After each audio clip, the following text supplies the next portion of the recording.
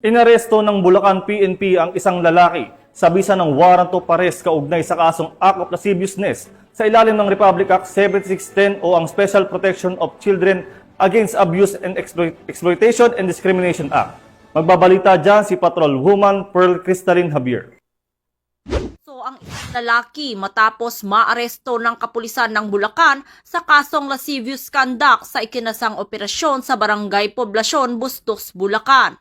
Kinilala ni Police Major Ian Henry Doctor, Officer in Charge ng Bulacan 1st Provincial Mobile Force Company, ang suspect 31 anyos, construction worker at residente ng Bustos, Bulacan.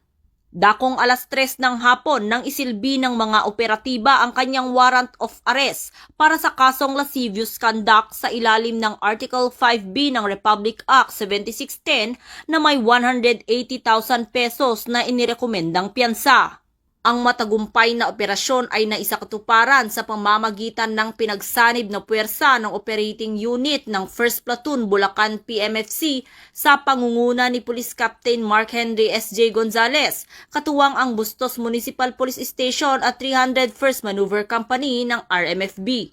Patuloy ang pagsusumikap ng Bulacan PNP sa pamumuno ni Police Colonel Franklin Estoro, Officer in Charge ng Bulacan Police Provincial Office, upang mapanatili ang kapayapaan at kaayusan sa bawat sulok ng kanilang nasasakupan at matiyak ang kaligtasan ng bawat mamamayan.